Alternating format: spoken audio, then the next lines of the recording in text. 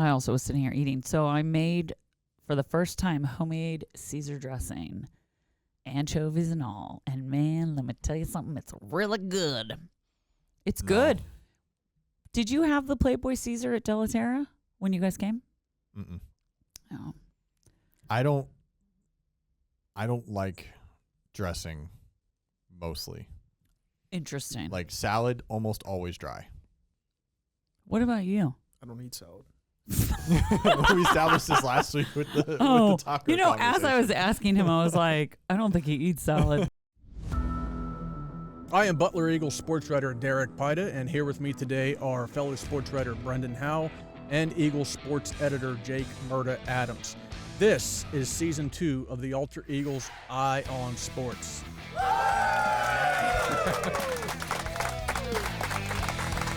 Alan has made it a running joke whenever I'm on podcasts or whenever we're on the road, like joking around, that he says I don't eat vegetables, which isn't fully true. I'll eat vegetables. I'm just not huge into eating vegetables. You should. I view lettuce in a salad as a vehicle to whatever other food I want to put on it. So you don't like kale or arugula or anything like that? Yeah, I'll eat it. But green, spinach, lettuce, spring lettuce, whatever. Because my point is, like with kale, you like need dressing with kale. You need it. It needs to be massaged in olive oil. I'll either like get cook kale, or a lot of times when I have kale, it's in my smoothies. Depending on what's available at the store or I see first, it's either a bag of frozen spinach or a bag of frozen kale. I mean, that salad was like, everything was homemade. I did this. It had me do this. I mean, fresh garlic, grated garlic, lemon zest, panko, oil, and you toast it in a pan, and that's your crunch that goes on top. And then like the huge Parmesan, and that went into my cheese. I also added blue cheese into my dressing as well, because we have blue cheese at the restaurant with the Parmesan, the fresh Parmesan oregano, like shaved, not the stuff in the shaker that you get on the shelf. I don't know about you. I like that better. No, but I don't. Fresh Parmesan's better. Fresh Parmesan is better for you. That other stuff, look at those ingredients, bro. I eat a lot of it, so well. I don't know. It's not good for you. The fresh Parmesan, whenever I have that on pasta and stuff, it's too, I don't want to say sour. It's bitter. I don't like it as much. Yeah, because it doesn't have all the preservatives. Well, it's cheese. It's the cheese. It's just cheese. It's like why I like American cheese, even though it's not really cheese. It's just like stuff. Have you ever seen there's a video where a woman takes a slice of Velveeta and like burns it? No. And it's like, it melts like plastic. I believe it. It's a little disturbing. I like Velveeta, so. Not gonna lie. We're all gonna die someday, so. I eat relatively dry salad is the point of the story. Would just throw chicken and garbanzo beans and cheese and tomatoes and cucumbers. I would just much rather die like naturally, like in my sleep, and not from some like terrible, terrible disease that's killing me from the inside out because of all the crap in our food and I have a friend who lotions and shampoos. And I have a friend who's, I'm going to say dream, not in like he's wishing for this, but his dream is to die as a mountain man climbing a mountain. I call him on the mountain. Yeah, like he likes going, like he travels as much as he can, and like he's a big hiker. And I mean, hey, if you're going to do that, you can easily do that just by throwing yourself off a cliff. You don't have to dream about that. No. It's the like if I'm going to go out. No, he doesn't want to murder himself. Yeah, I'm going to go out. What? Enjoying myself. What's going on in your brain? He enjoys just throw yourself off the. Sorry, Jake. If you want to die on a mountain, just fall off it. That's not what he means. He means like probably as an old man, like climbing the mountain, and he lives in a cabin, and then or the way I envision it, I have not had an in-depth conversation with him about it. Is he's climbing the mountain and his heart gives out because he's had a fulfilling life and he is in his 80s and he just it's just done. Quick, simple. I might die in a press box somewhere.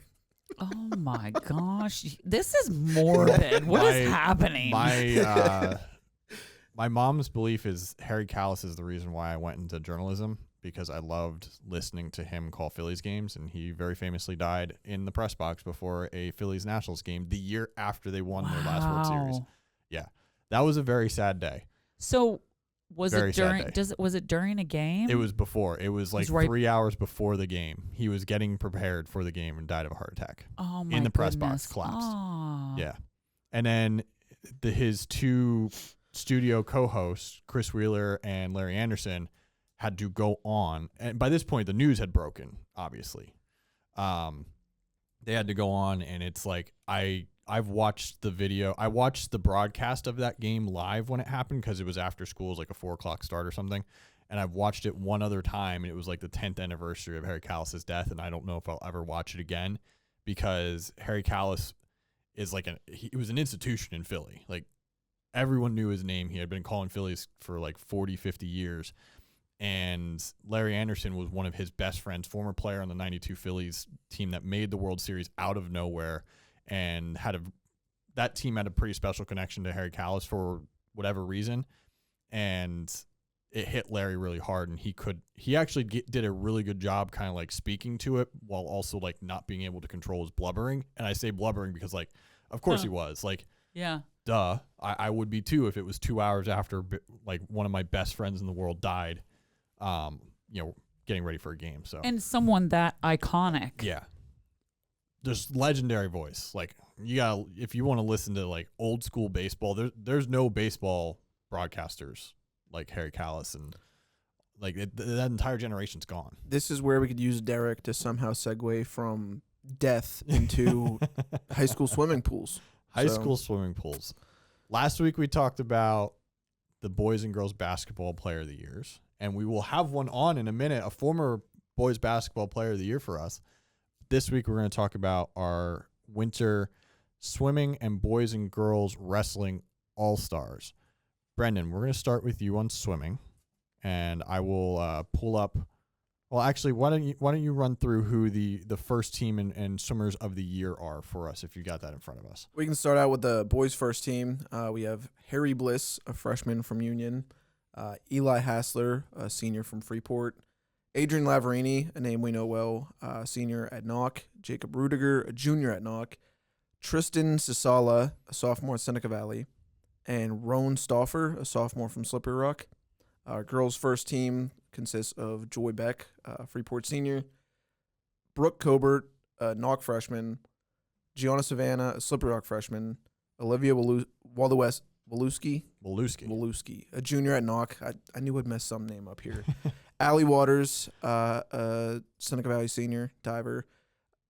Something that sticks out to me on these teams before I mention the boys and girls swimmer diver of the year is that there's a lot of swimmers that are coming back next year. Yeah. So I know this was sort of a down year, you'd say, for Butler County swimming, where you don't see as many names, top lists, whippules, that sort of thing. But these are a lot of swimmers and divers that will be able to come back next season and improve on their efforts. Yeah. That includes our boys swimmer of the year, Dom Davis, who is a sophomore, and At Mars.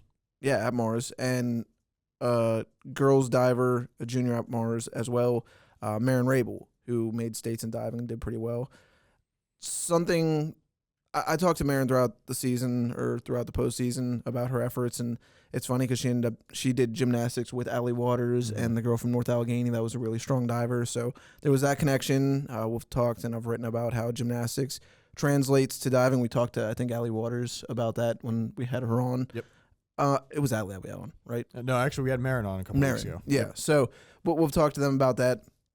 And Dom, I actually have not been able to talk to, but he's someone that sort of broke out this year. He won some events, I think, at Whippules, which for the first time in 2 years I wasn't at this time, which was different, obviously. So, yeah, I think that the big takeaway from these teams is these are names we'll be seeing next year too. So we'll probably be reading these same names off at this time whenever we're naming our swimming all-stars and diving all-stars next year. One of the fun exercises that we do with preseason players to watch and then the all-stars is it kind of like gives us an opportunity to look back and how many of those names were, let's say first team preseason. We don't really do it that way, but it's kind of effectively what it is, and how many of them then end up becoming our best players by the end of the year. And you look at basketball last week, which we covered on the show, And the boys basketball all-stars largely matched what we had talked about in the preseason watch list, especially like the two Butler kids. I think Tegan Finnegan was on the team. I don't think we had Vinny DeFelice in the watch list, but Jude Rotman I think was there, and I think Jason Fredericks as well. The swimming, we were like going into the season, it was Adrian Lavarini and who? Allie Waters on the girls' side. I think we had Marin Rabel on preseason watch list, but there was so much unknown because we had graduated so much, and then.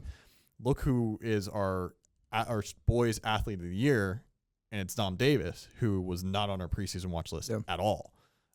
Just kind of, I mean, what were your thoughts just on that as we were putting the teams together? John was the one who wrote this story for us, but what were your thoughts as you were kind of seeing what was going on and this was coming together? I think that's kind of the fun thing about something like that. Like I'm going to make the joke here that we could probably, for our preseason list next year, just copy and paste in what we have here. But as you go along throughout those seasons, like I feel like that'll be what football is for us this year, where I'm already, to kind of give some things away, I'm already trying to figure out who might be next up on the football field. But as you go through the season and these different names start popping up and we're doing the roundups and we're typing these names in, you get used to it early on where you see these names repeat. And you're always writing them down. And part of it that I was disappointed I wasn't able to do this season, late in the postseason, I mean, is talk to some of these swimmers and see like where they came from, and not only as athletes but kind of as people and kids as well. Yeah, it's I think you're right. We're gonna have a lot of these players back next year I shouldn't say players, these swimmers and divers back next year that we're probably gonna be talking about a little bit more. They'll be a year older, probably have some more success in the postseason and in the regular season as well. So it'll be interesting to kind of follow along in 9-ish months, whatever it's gonna be. November is when things start. Actually, no, the PIAA winter season will start the week after Thanksgiving this year instead of on Black Friday. Thankfully, like that's a little bit. I'm glad that they moved it up from 2 weeks before Thanksgiving, but I think starting on Black Friday was a little tight for us in the media here. But we know the PIAA doesn't do anything for the media. Boys and girls wrestling, we'll run through that a little bit. I'm not even gonna withhold the lead here at all. Boys Wrestler of the Year, Santino Sloboda. Not a surprise. We've been talking about him. Yeah, we've been talking about him for 2 years on this show and for a lot longer since before that. He's our Boys Wrestler of the Year. Going in order alphabetically, we have Zach Hill, the senior from Seneca Valley, Parker Joseph, one of two freshmen from Mars who's going to be on this list, Owen Lehue, the senior from Knock. I'm going to pause here for a minute on him. He would have been an absolute lock on this team. He was still pretty much a lock on this team, but he had gotten injured right before the postseason, never got to actually wrestle in his senior year postseason, but did finish as the program's all-time leading winner with 103 career wins, which in and of itself was kind of impressive enough, but it was unfortunate to not see him go through much farther. Sophomore Michael Piero from North Catholic is on the team. Butler's junior Nick Savannah, Olympic Sorreo, the other freshman from Mars, Riley Smith, a junior at Seneca Valley, the lightweight at 107. Sutton Stoner from Butler, the senior, the coach's son. He makes the team here at middleweight. And we also have Zach Turberville, the senior from Slippery Rock, and Tommy Wycheck from Seneca Valley, who, in my opinion, had like the coolest win in the postseason that I covered, getting a pin in sudden victory, I believe it was, or in overtime. In an exhausting match. It was a do or die situation to get him 2 regionals, and he managed to pull it off. That's our first team and player of the year for boys wrestling. On the girls side, girls wrestler of the year, Hannah Hornick, the Seneca Valley senior. She has 78 career wins, was the only one in our area to make it to states. Got to Friday in day 2, but was knocked out in the 3rd round of consolations, I believe it was. Joining her on first team, freshman from Slippery Rock, Sophie Hensel. She had a great year, was their first in program history to make the District 10 championships. Knox senior Braylee Ireland, who's going to be wrestling at Washington Jefferson along with Hannah Hornick, makes the team. Anastasia Manchester, the junior from Butler, is on the first team, and Kaylee Toole, a sophomore from Seneca Valley, makes the first team. A bit of a younger roster, I think, on the girls' side, maybe on average, but a good team. We got Derek and I have largely covered this. I'd be asking Derek a little bit more follow-up questions with this if he were here, but largely not a surprise when we're going into the process of selecting the teams. I basically looked at the boys lineup of available athletes and was like, we knew 8 kids right away that were first team. And I showed you guys the list and was like, here we are. We need about 4 or 5 more. And that's where we kind of went from there. But I don't know, anything from your vantage point, anything to add about Santino or any of the boys or girls that we discussed? Well, as you say Sutton Stoner's name there, obviously I went to Butler. I had Coach Stoner for gym class. And I remember when I was playing football, him and his sons would go on runs like around the campus. And I think he was trying to instill some like conditioning in them early on. And Yeah. he was a kid, like a tiny kid when I was in high school. So it's weird hearing names like his where as we continue to go here, it'll be my 5th. I'll be here for 5 years in October. I think we're starting to phase out all of the like younger kids that I knew when they were smaller and seeing them become adults. So I didn't realize this. You're going through your first graduation class then as a reporter. Yeah. That's a weird feeling, isn't it? It's been interesting. So the seniors that are there your first year just kind of like they kind of blow by. Yeah. Because you're getting used to the job and learning all the faces and everything. So like you remember who you can, but then it kind of moves on. The juniors you kind of get a little bit more familiar with. It's funny too because John's written about the Slippery Rock roster, and John Sabo and Ethan Treadle are going to be starting receivers. I covered both of them in high school, and Ben Lane is in their secondary, and I think he's a senior this year. He's almost done in college, and I covered him in high school, which is crazy. Well, and you also bring up like you saw these kids when you were not these kids, but Sutton Stoner when you were in high school. And that's the thing that Derek, John, and I have never experienced. We never covered our hometown at all. So like you're actually covering people that you saw when they were wee little, 8-year-old brats. That's what was weird about brats covering. kiddingly. That's what was weird about covering Butler's football team this year and their lineman. Why is his name slipping my mind? Which going one? to Edinburgh.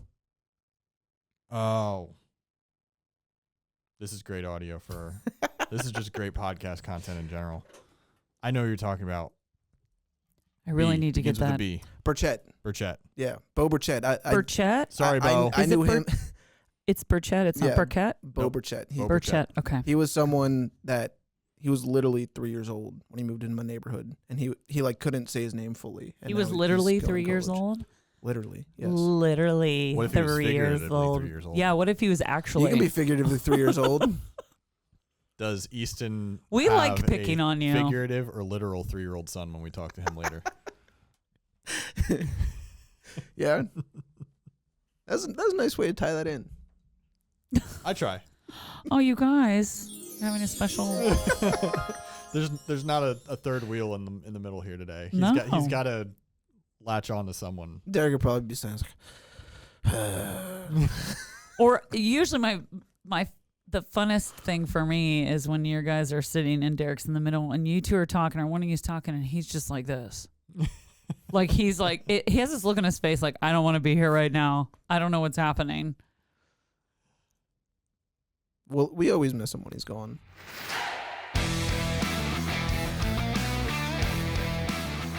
When was the last time you had a conversation with Derek or John or anyone here at the Eagle or just people at home outside of like family and whatnot? Well, it depends on what you mean when you say people at home, like people from the Pittsburgh area all the time. Man, people at the Eagle, high school. Yeah. High school. I haven't done anything special since then, so Well, you go win a national title. I mean, we're gonna have to pay attention here a little bit. Yeah. But yeah, so we have a couple questions we sent them over to, or I think Laura sent them over to you a little bit ago. So we might go off script a little bit. Like if we hear something you say, we want to follow up, and but if Laura likes to tell us to tell you guys, or we'll tell you guys to like if you stumble over something or want to take a quick like reset or something, you can just let us know, and she can edit things. Like this isn't live, so you need to reframe something or whatnot. Just give it a pause, tell us, and then start again, and we'll edit it pretty easily. So cool. And I like saying we because it irritates Laura because she's the one who has to do the editing. Yeah, I'm actually the one that does all that. And they're like, you know what? We had a show, true story. I'm going to tell you this real quick. I did this. We interviewed this kid and he was sitting in front of green screen. I said, awesome. I can put something behind you. And so I went into my program, and Jake's like, yeah, maybe we could put like a night, because they're the Union AC Valley Falcon Knights. The Falcon Knights. He's like, yeah, maybe a Falcon or a Knight. And I was like, yeah, sure, I'll do that. And then I did. I had an actual Knight riding a horse in the background at one point. It was funny. And then there was a Falcon flying. And I made him come down here. I go, look, I did it. I spent time doing this for you. So don't play. Don't challenge me. I'm always up for the challenge. So, I like it.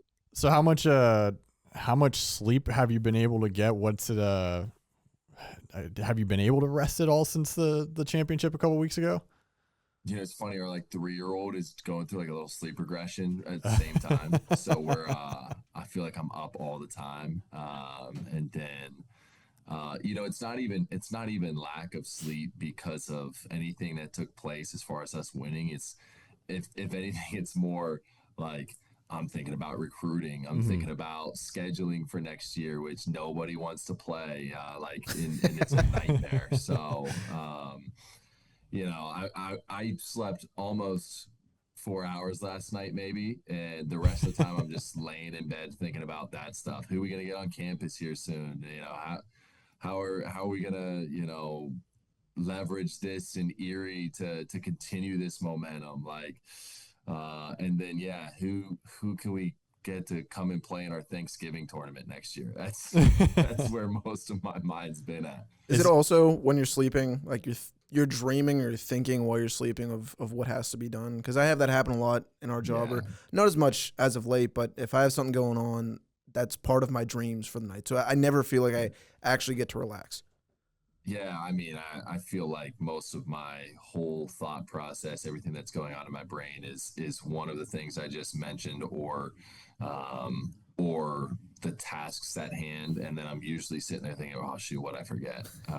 There's a lot right now, so I'm thinking about. I'm very fortunate. I got our SID here, who's like does all our creative content. He's put together a bunch of my schedule as far as, you know, interviews like this and things like that. So it's at least something where I just got to at least make sure I'm checking my schedule on some things.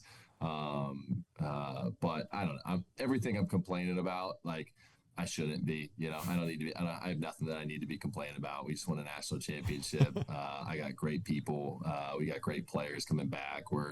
We got great players committed. I got a great wife. Like, what am I complaining about other than, you know, enjoying the job that I have to an extreme, and I get to do what I want to do for a living, and I'm over here complaining about the stuff that keeps me up at night. So look at me, good. Or the 15 minutes that you're gonna have on our show with your SID afterwards, like, who the heck are these clowns that we talk to? Well, we're on with Easton Bazzoli today, 2013 Seneca Valley grad, former Butler Eagle boys basketball player of the year, Cedarville University 4-year starter out in Ohio. This week's guest on Ion Sports Podcast, he's a second-year head coach now for Gannon University up in Erie. Bazzoli just led the Golden Knights to the NCAA Division II championship 2 weeks ago with a really convincing 84-61 win over Lander University of South Carolina. Easton, thank you for joining us on the show today. We've already been chatting for a little bit, so welcome here. I hope you are having a good time right now and trying to sleep, as you've been alluding to here, as much as possible. Yeah, thanks for having me. I'm glad to be doing this. What's the you kind of talked, we were chatting about this here a minute ago, but what's this last week plus been like for you in the wake of this historic win? It's the first in Gannon's history to be national champion. So how much buzz was there on campus during the tournament and in the weeks since, and what's it been like just kind of reveling in this? First, I'm just now realizing there's like a real ugly green mark on the back of that Apple laptop. It's got I just wanted to make sure you got that and Hey, I was gonna let you know. There's a Slippery Rock grad, and there's the producer is Clarion University, and Derek is a Clarion University. So you're in enemy territory right now. Feel bad for all you guys. But I was going to say, I saw a TikTok of one of your players after you guys won the national title, and I think it was when you guys were in the PSAC tournament, and I went in the comments, and everyone was saying anyone but IUP, which I agree with. So I'm happy to see you guys win not IUP. I'll take it.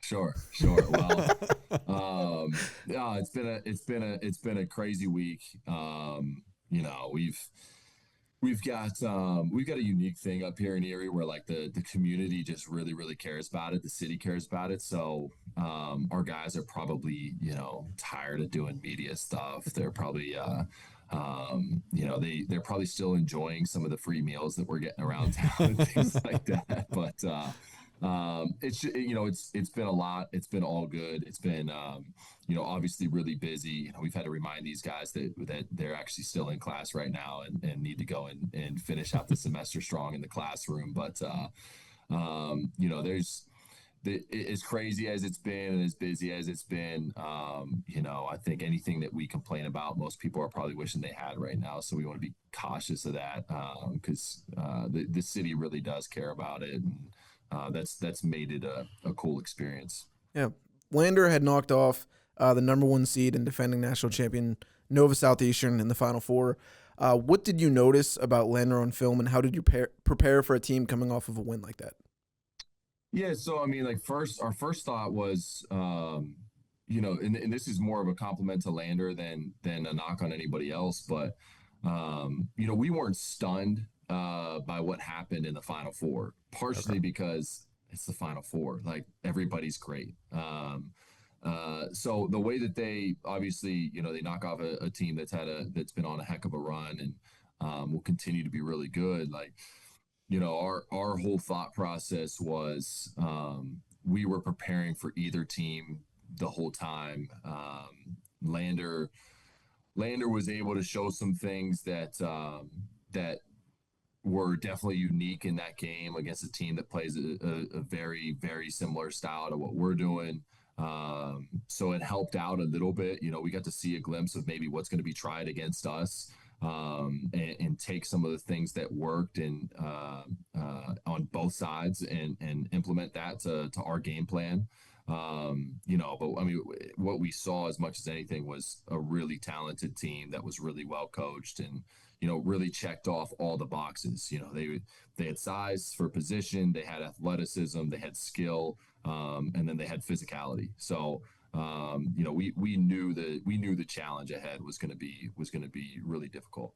Yeah. So as a coach, as a player, I'm guessing that moment of winning the national championship comes number 2 on your list of all-time achievements after being our player of the year, right? Yeah, for sure. For sure. What a way to frame that question. Yeah, for sure. I mean, it's a special moment. It's definitely it's been the coolest basketball moment that I've experienced so far. There's been a lot of really great ones, but it's definitely it definitely reigns true at the top right now. Just the coolest part about it was watching our guys celebrate. Like it's cool, and honestly it kind of wore off of me pretty quickly. Either that or it just hadn't set in yet. I'm not totally sure what the answer is to that, but standing on the floor afterwards and watching our guys celebrate together and the smiles and the guys hugging each other and then cutting down nets, and then it's felt like the celebration lasted for about 24 hours with them at least, and then probably more as they had a little welcome back party for us as we got back here. So watching those guys is the coolest part about it all. What are those, obviously in a non-joking manner here, what are some other athletic moments or moments as a coach that kind of stand out to you if you had to name like another 2 out of that 3 there? Yeah, I'd say our first year here when I was an assistant, we had the biggest turnaround in NCAA history. We went from 3 wins to 32 in that first year. Jeez. Winning the PSAC, winning the Atlantic region and going to the Elite Eight. We got a tip in at the buzzer to go to the Elite Eight in front of a sold out crowd. That was another really special moment. Shout out to Nigel Houghton for that tip in. I don't know. I mean, trying to think of one as a player. My playing career to me is just so underwhelming from what I was hoping it would be, to be honest with you. So I will say breaking the backboard to end the game at the Round Ball Classic at Geneva College, where my parents graduated from. That was a pretty cool moment. That was pretty cool. All right. So. That sounds, I don't think I could ever break a backboard. So I can't reach one. Yeah. So speaking of playing days, you played for Victor Giannotta at Seneca Valley. Yeah. Like we mentioned a little bit ago, you're Butler Eagle Player of the Year in 2013. What's a memory or two from your high school days that, is still like you remember fondly or still kind of pops back up in your mind every now and then? Yeah, so much. I'm still in a fantasy football league with like half my teammates from there. I don't know. I mean, Coach G was a wild man to play for, and like in the same breath as how wild he was, like it was so clear how much he cared about us and loved us. So I think that's as unique as anything, just to be able to sit there and go, man, we have some really, really intense practices. And then, we can walk off the floor and the dude will be joking with you right away. So I think it's just there's some things like that. I mean, we had some cool wins and all that stuff, but we had really cool people to be around and good people that cared about the right stuff. And Coach G and Coach Pyle, Coach Finasco, really everybody involved was fun. Derek told us, getting ready for this interview with you, that you had, talked about at one point you had told your dad when you were young that you wanted to be a basketball coach. Who was he responsible for that? Was it Giannotta that was responsible for that? Who or what kind of led you down this path? Yeah, probably my dad, and not sure I even realized it. He kind of reminded me of that. I forgot about that whole conversation, and he reminded me of that when I told him that was what I wanted to do. Right, I had a job in Station Square lined up, and a week before I was going to start, I was like going to my dad, like, this isn't what I want to do. This is working for sales in a third-party logistics company. I'm like sitting there going, I don't think this is it. And he was like, well, do you still want to coach? I was like, what do you mean, do I still want to coach? And then he kind of just brought it back up and reminded me of it. How old were you when you first said that? I had to be young in high school. Okay. So freshman, sophomore year of high school is my guess. He had like a note card with it. So I don't know if it was for a class or what, but I still have it somewhere. I've seen it within the last 6 months. This note card that said "Be a coach," and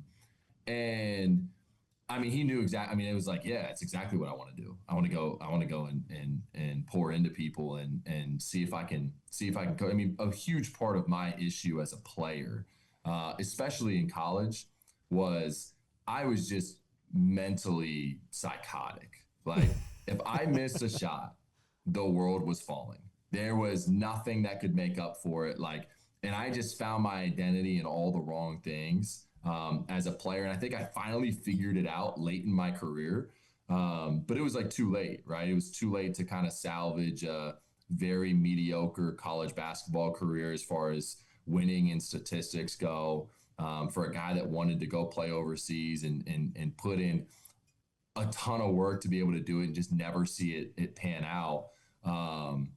And then I just realized, man, the biggest thing I was missing was just the mental side of this game, and quickly realizing I'm not sure it's not the most important part of the game is the mental piece. And just knowing I want to see if I can go and impact others to figure that out earlier, so that they can achieve something that they want to achieve, unlike I was able to. Yeah. So with one, like you say, you're a week or however long away from starting that job that I'm sure you would have fallen asleep at thinking of basketball or daydreaming about basketball. How did you get involved in college coaching? I know that you coached in Tennessee for 6 seasons here. So what was that like during that span? Hey, I want to coach instead, and figuring that out. I'm sure that was a bit of a process. Yeah, I wouldn't have been able to do it if it weren't for my dad. He said he allowed me the opportunity to just go ahead and quit that job before it really started, right? And so I called them, and he said, hey, you can come and work. He was running a scrap metal recycling yard at the time, and you can come and work at the yard during the day, and I'll give you the first hour to hour and a half of every day to do what you need to do to try and land a job in coaching in the meantime. And then you you can work at night to land those coaching jobs. But in the meantime, this is how you can make some money. So I was working the can machine and cleaning copper and brass and really, really just finding my passion there. And then was just really fortunate. Like God was really good to me, put me in a connection with a couple people. And I ended up landing a job, long story short, in July after kind of the cycle was over. I thought I was going to work for my dad for a year because it felt like the coaching hiring cycle was done. And then a random graduate assistant job opened up down at Union University in Tennessee. And my former boss, David Niven, he called two people I'd never met in person. One I never even talked to. The other that I had. And for some reason, both of them gave him my name. So at the time, I didn't even know how one of them got my name. I found it out later, and now me and him are actually really close. But I feel like it was just God orchestrating the right people at the right time, putting my name out there. And then I was down there within a week working, summer kids camp, all in, recruiting from day one, and getting thrown into, a position where, even though my title was graduate assistant, I did everything from the very beginning, which really prepared me because I was recruiting from the very first day. I was leading in practice and individual workouts from the very first day of school. It was long story short, that's kind of how I got down there, and got that in. Just two random connections that I didn't even really know at the time. We hear so much former players will say yeah, my parents helped me out with this. And it sounds like your parents kind of thread the needle. Like they gave you a shot to chase your dream, but also nah, you got to also earn your, you're not just gonna be sitting on the couch all day. Sure. They're like, you gotta work here and earn this a little bit. Yeah. They were like, well, you're not just going to live at home and, sit on the couch all day and call people and watch basketball. Like you're going to work and you're going to make some money. And then, I don't think there is a better opportunity given than the opportunity to just work, and bring some sort of value, while also allowing it to be hey, I don't know how long you're going to be here. If you're working here for a year, if you're working here for 2 weeks, I don't really care, but this is what you can do in the meantime so that you can, start the real world and start working and then still pursue your passion. And you land at Gannon, obviously, which brings you closer to home, Western PA. But what about Gannon coming back here was the fit for you? What about the school kind of appealed to you? Yeah. Other than maybe coming home. No offense to my family, who I love greatly.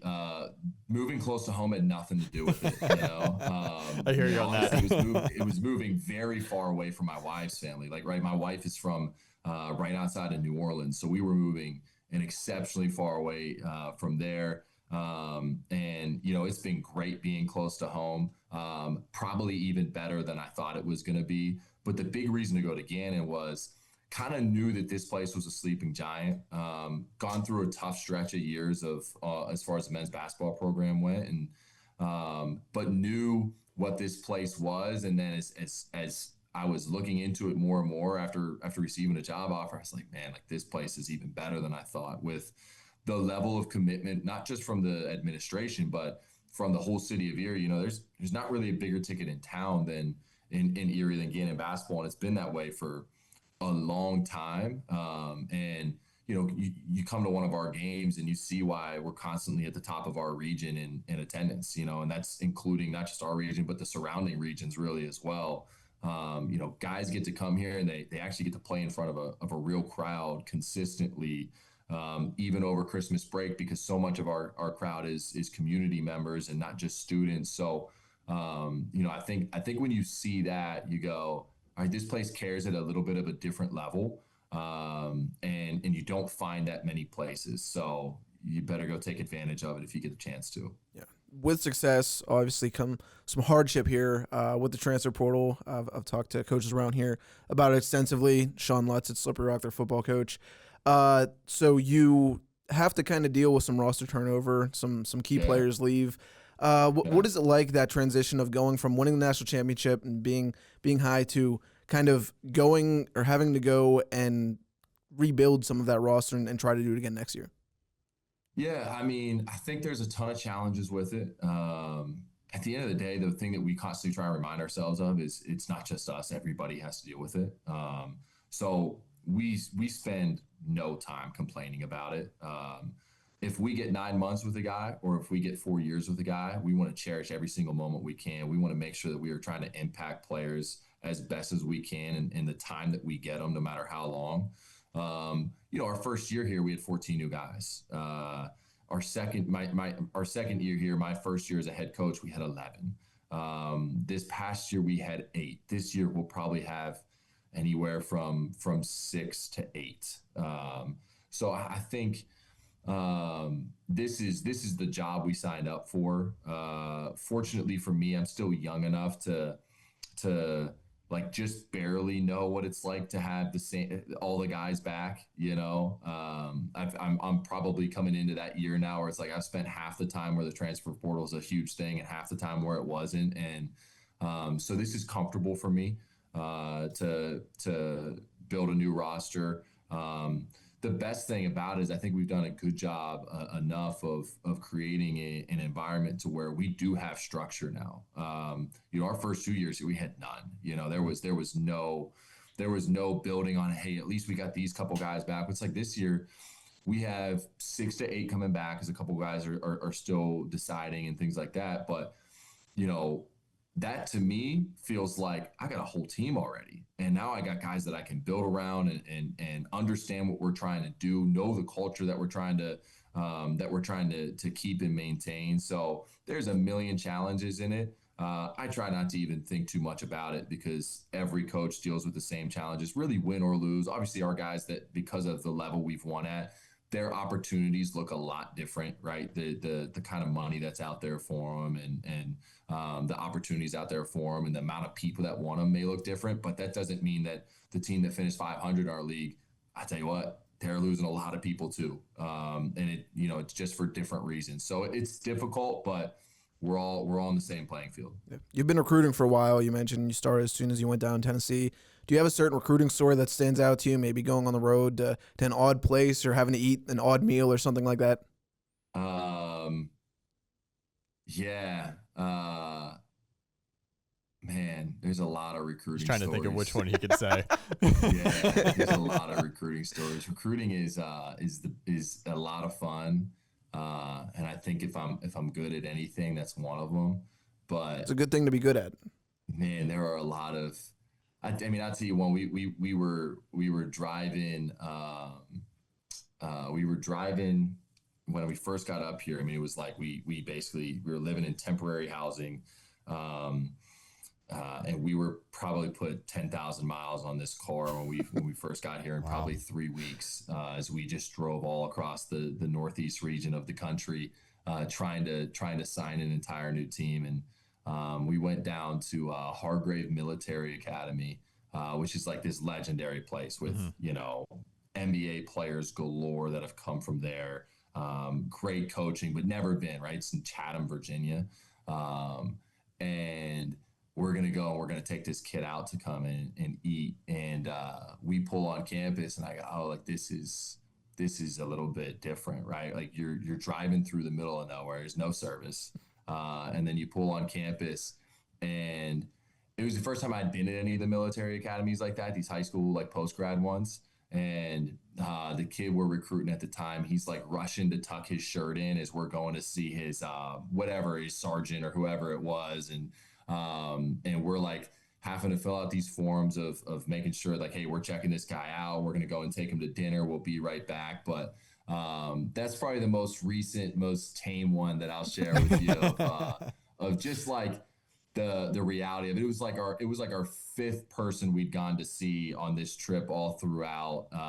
Don't remember where we were staying. Don't remember anything about it other than just living on the road for weeks on end to try and build the roster and then sprint back to campus to host people.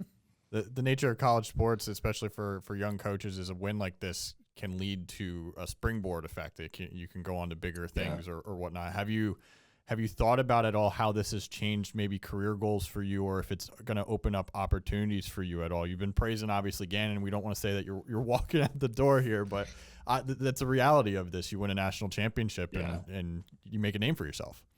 Yeah, it is. It's the reality of our business, right? You win and opportunities come. I think the most important thing is I'm trying to make sure that my number one goal in this thing is to impact people and impact players, and see how much we can help change people's lives and give them opportunity.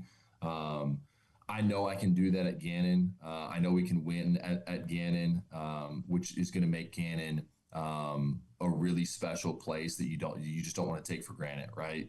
When you can win a national championship at a spot, you better be really selective at the calls that come in, and they do. They come in, and it's a testament to our guys for the calls that not just they get, but our whole staff gets.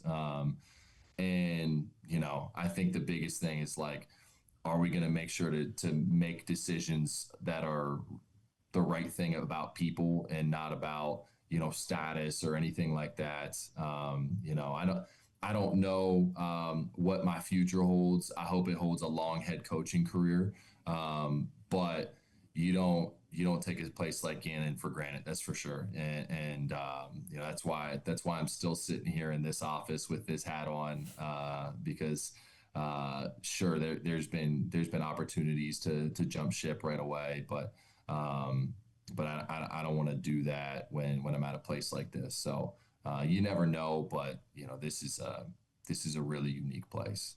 Very obviously a big basketball guy. Are you also a football guy? You like the Steelers? Oh, so I will say there is no team of any sport other than the Gannon Golden Knights that I care about more than the Pittsburgh Steelers. There we go. Yeah. My whole family is football people. So like that's I kind of went a different route, Yeah, black sheep. I've got some aunts and things like that. Some of the females in my family were basketball people, but all the males, they're all football people. So I was like, I went a different route there. Yeah. I also cover the Steelers on the side. I'll be down at the draft next week, which I'm looking forward to, but I'm also kind of dreading, being that it's going to be a major pain to get down there and get around. But being that you're a Steelers fan, what would be the ideal draft, or who do you want at number 21 overall? Dante Moore's not coming, right? No, not this year. Oh man, see, I'm on the side of like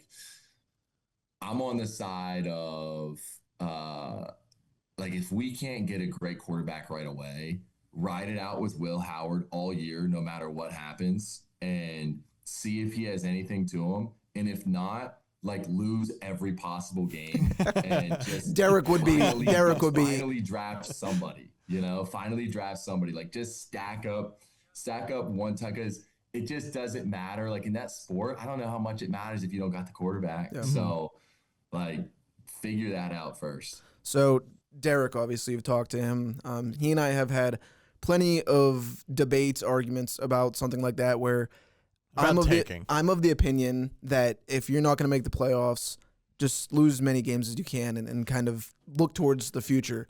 Derek believes, as a fan, you can't lose a single game. You should be rooting for them to win every game. Always try to win. Yeah, you should always be trying to win. I'm not saying you should try to lose, but if you lose, oh well. That's fair. I agree. I kind of agree with both, right? Like you should compete to win every single time. But like, let's say, man, like I don't want to, knock anybody specifically, right? But like, I'm sitting there going, like, if our options at quarterback are known mediocre or maybe decent, like ride with maybe decent and don't change it. Like no matter what, don't change it, because we already know what known mediocre looks like, and I don't want us to change it in the hopes to win one more to jeopardize the possibility of figuring out if a young guy can figure out like how to get through this thing. Like everybody talks about, like Peyton Manning has the all-time interceptions record for rookies. Like it's never going to get broken because people won't ride out with somebody for a whole year. And I'm like, let's say that's Will Howard this year. I don't care. It could be anybody that we draft. Like, let's ride out and really find out, instead of bail somebody out and bring in the other guy to start 5 or 6 games and you win 2 of them and everybody gets excited and go, why don't we start them all year? And then we just end up stinking again anyways. Easton, last question for you so we can get you out of here. What was harder, winning a national championship in that run or raising a 3-year-old? Raising a 3-year-old. Good answer. I think your wife would have been upset at you if you didn't say that. It's also more fun. So, yeah. Well, thank you, Easton. Congratulations on the championship, and good luck with the off season and everything that brings with it. We'll talk to you again sometime. Appreciate it. Thanks, guys. Awesome. Thanks, Easton. He does a better job of answering the question of, are you looking at other jobs, than most coaches you hear that have moved multiple jobs multiple times. Yeah. That was a good interview. He'll be coaching at Duke someday. We'll have to cover that. We'll have a Duke beat reporter. You know, what's his name? I can't remember. It wasn't Cooper Flagg. It was one of the other star big men at Duke recently. One of the white Boozers? guys. Not the Boozers. Oh, okay. It was a few years ago, but his dad actually played at Slippery Rock. Oh, I did not know that. I'm still very new here. You can also tell I'm getting older, being that I forgot Bo Burchett's name. Like, it's wild. I was just like, it begins with a B. That's all I remembered. I'm sorry, Bo. We are really sorry. Friend of the show. All right. We've got Stump Brendan. Stop it. I will start making noises with the thing here on the arm of the microphone.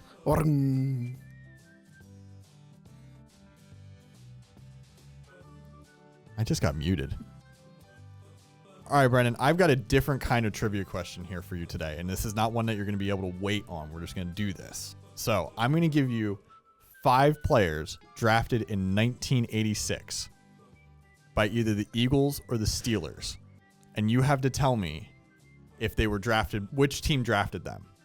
So there's 5 players. You have to get 3 of 5 right to get this point. Okay, I guess it's 50-50 chance for all. It's 50-50 chance. You'll get, there's probably at least one easy one on here, I would think.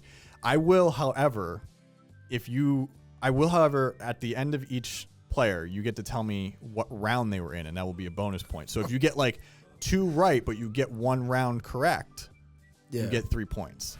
Give you a chance here. There are 12 rounds in this draft. So that's how many you need to remember. And we're going to start. I think this is an easy one for you. 1986 NFL draft. Who drafted Bubby Brister? Steelers. Okay. You got 1 point. You got to get 2 more. John Reinstra. That's not a Steelers name. That's Eagles. That is a Steeler. I actually forgot to ask you. I'll go back to Brister for a second. What round was he drafted in? The first. He was not. He was a 3rd rounder, but you got the point already. So, John Reinstra, what round was he drafted in? The 6th. He was a 1st rounder. All right. You still have 1 point. We have 3 more names to go, and you can get some bonus here. Ray Criswell, Eagle or Steeler? Eagle. Correct. Can you guess what round he was taken in? 3rd. He was a 5th rounder. I think Laura's having fun with this. All right. Cap Basso. I actually have this dude's football card. Can you tell me? I just picked this because the name's fun. I'll go Eagles. No, he was a Steeler. Oh my gosh. All right, take a pause here. You have 2 points, and we have 1 more player to go through, but can you tell me what round Cap Basso was picked in by the Steelers? Can I go get my football card? You cannot. It would take quite a long time to go get them. 2nd. He was an 8th round pick. Oh my god. All right, it all comes down to this. You have 1 final name and the round to guess. If you get the name, it's over. Steve Bogdalik. Eagles. You got it.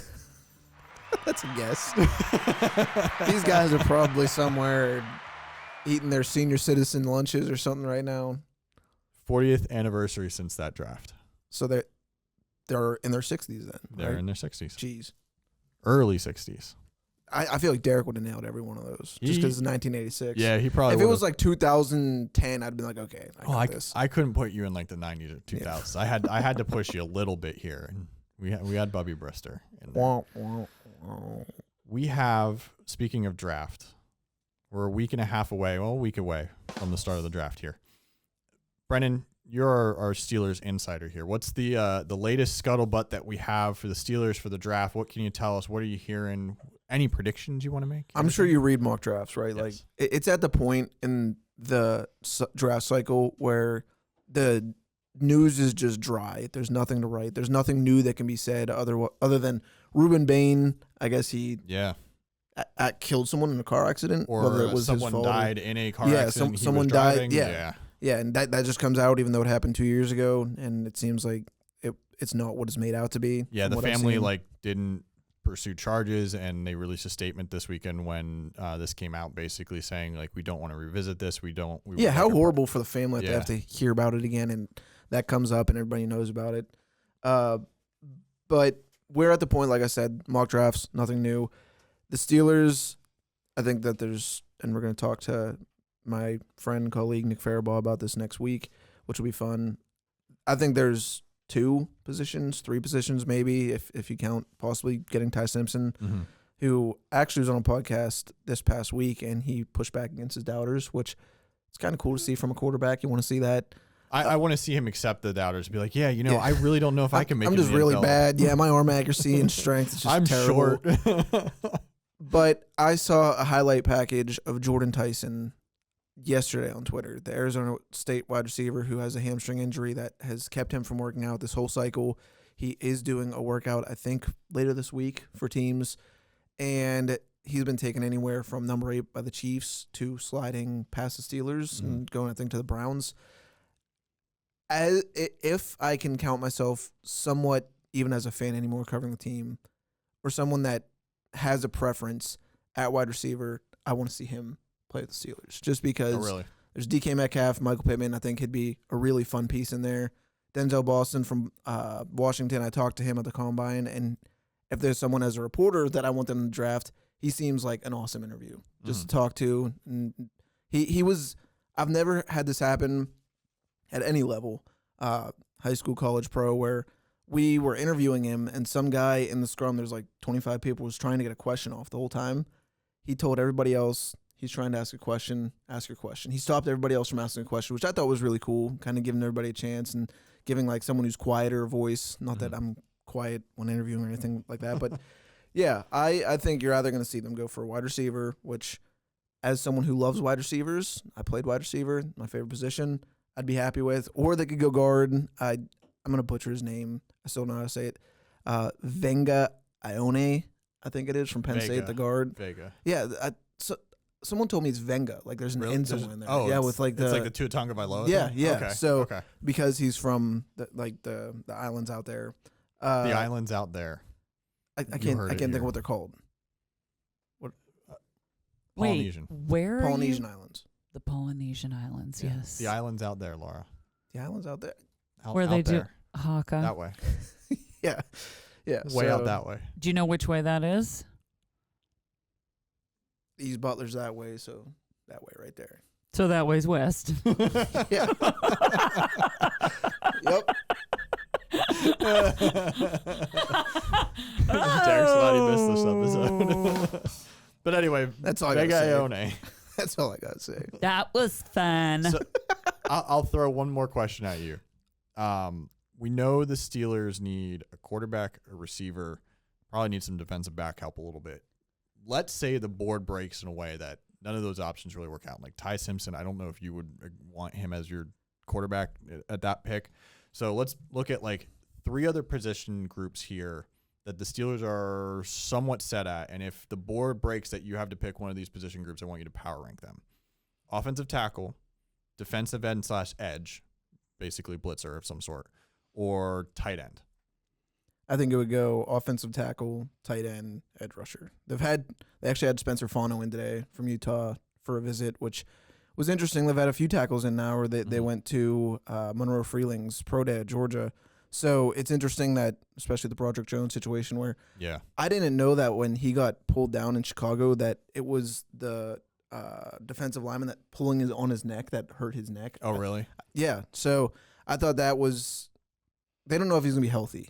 And they don't know, obviously neck injury is very touchy, so they might be tipping their hand a little bit offensive tackle, we might need one of those. Edge rusher, I think they're set. They actually have too many edge rushers right now. But do you prepare for World post TJ Watt, especially if he's on his downside? So I talked about this on a podcast I was on last week for Steelers Now, that Nick Herbig is in that room too, and they got to decide by the end of this next season, basically, if they want to extend him. Yeah. They didn't trade him this offseason, so you're not going to be able to get anything. And he from him. has really come along. When he was at Wisconsin, I covered him for a year. Like, he was solid, but I would not have predicted him to be I didn't know you this. covered him at Wisconsin. That's cool. For a little bit, yeah. Yeah, and he's I talked to him like Hawaiian guy ended up at Wisconsin, Yeah. which is two completely polar opposites. He's a pretty cool guy when I've talked to him, but he gives them the affordability to trade either Watt, which is really hard right now with the money he has tied up, or Highsmith, who has kind of been the Robin to Watt's Batman. Tight end, it's funny, they went into last season, they had 4, like, is that too many? Connor Hayward goes to the Raiders. Did he go to the Raiders? I missed that. Yeah, Jonnu Smith is gone. Wow. They cut him. He's still looking for a home. So they have 2 really good tight ends right now, but if they had another one, I think Kenyon Sadiq is the name from Oregon, who's like this athletic freak. I think he's gone to the Eagles in some mock drafts too. He is. I think that's a little bit high for him. I can't see him slipping to 23, but part of the reason why I asked you this is because the Eagles and Steelers are 2 picks away, and Howie Roseman's known for trading into that like 2-3 spots ahead. If they want to trade up and give the Steelers a first next year, I'm sure the Steelers take that. I think it'd be like a 3rd round pick in 27. Everyone's positioning themselves, or people expect them to be, these teams, because next year's quarterback class is supposed to be generational, just like this one's was, and now you have 2 first-round quarterbacks, maybe just 1. Yeah, maybe just 1. The other offensive tackles that you have out there are Caden Proctor from Alabama and Monroe Freeling from Georgia, who are... Caden Proctor's massive. He is. I talked to him, too. I think he weighs like 300... Did you need a step stool or a ladder? Well, he was at a podium, so he was looking down us already, but that's another thing. I hate interviewing where you have to like hold the recorder and look up like that. 6'7", 352 he is. My last question for you. We were talking about Ruben Bain earlier. He's, before this news leaked, and was it an NFL team that leaked it to try to see if he'll slide? I don't know. He's largely projected to be a top 10 pick. But the one knock on him coming out of the combine was his arms. T-Rex arms, which so one of the podcasts I listened to covering the Eagles does a really good job of actually breaking down what some of that stuff means. Like, not just like, okay, he's got 34-inch arms and no context, or 32-inch arms and no context. There is no one who has succeeded as a defensive end edge rusher with as short of arms as he's had drafted in the first round. Like, it would be an anomaly. And it's like Kenny Pickett's hands. Yeah, it's like like the next closest guy on like in the last 10 years drafted with arms anywhere near as short as him is like almost an inch longer than his. So like if he slipped down to the Steelers, would you be interested in him with the news that came out this weekend and with its arm length? I mean, he's still like, he was a stud for Miami this year, but would you want him, if you're a Steelers fan? You'd wonder if the Rooneys would kind of stray away from someone like that, because it doesn't seem like they really love people that have the off the field incidents, or whatever you want to paint that out to be. At least known going in, yeah. But I have seen him, and it's draft prep, it's draft analysis. So someone on CBS Sports, I think it was Ryan Wilson, compared him to Dwight Freeney. If you can get Dwight Freeney, you take Dwight Freeney. Yeah. So. I mean, it looks like he's got the energy, the motor, not the energy, I should say. I should speak in draft parlance here, but he's got the motor. He has a success rate. Like, you look for sack production at that level, and he's got it. Looks like he also has a focus. Have you seen the jokes about, like, he doesn't get his hair, like, faded, and, like, he just has, like, a regular haircut. He doesn't really, like, he'll let his beard grow out every now and then. Oh, I've heard the beard one, Some people call that unkempt at times, but whenever you're in our profession, imagine if I came and my hair was just all over the place and my beard was all over the place, would be like, get out of the office. But if you see that from that pro athlete, you're like, he's zeroed in. He's locked in. he's focused. So, yeah. I don't know if we were zeroed in this week. I don't know. How would you grade our performance? Locked in? I think we gave a nice, entertaining show without Derek. We gave a nice, entertaining show. You did. I will concur. Well, that's good. A lot of energy. Good energy. I actually had to turn your gains down a little bit because you were like, wow, welcome to the show. Oh my gosh, we're so excited to be here. The draft is next week. I'm going to be in Pittsburgh. I don't even know what it's going to look like. I don't know where a 3-cone drill would be, but we had a high motor performance today. 3-cone drill? I honestly wonder what my 40-yard dash be. That in high school, you know what we should do? We should do that sometime. Have Coach Christie set it up for us? We could do, let's go up to the high school and do it. Let's do it. NFL Now combine. you listen. You have to understand, and I've said this before, and maybe you guys have forgot. If you say something like that in front of me, guess what? Guess what? It's an idea, and I'm like, bing, like it, done, happening. All right. This is our football live with the episode football. in 3 This will months. be. Hey, I can see it right now. The live, I see it. It's like, welcome to this season of Ion Sports, and then you guys, and then I'm like, boom, and then you guys Derek take tries off, a 40 and tears then- the ACL. and then it's you guys running. That's what's happening. Let Derek know. Start getting ready. Stretch it out. I just want to see one of us do a 3-cone drill and just like fall Hey, on our I face. actually have a pretty good range of motion. Listen, you better back up. Back it up. Back it up. What does that mean, though? Right? What's that got to do Range with? of motion, like being able to turn quickly. Well, yeah, Back. I understand that. That's, yeah. You ever take ballet class? You know a lot of football players do. I Footwork, have not. man. I've done the ballet workout, the ballet type workout at Hot Works in Cranberry, and no, not for me. Not for me, Clive. That'll be it. Next week, NFL draft special. You'll want to tune in. We encourage you to subscribe to the Butler Eagle YouTube channel and Apple or Spotify podcasts or your favorite podcast platform. Follow us on Instagram and Facebook at Alter Eagle Podcast and at Butler Eagle News. Goodbye.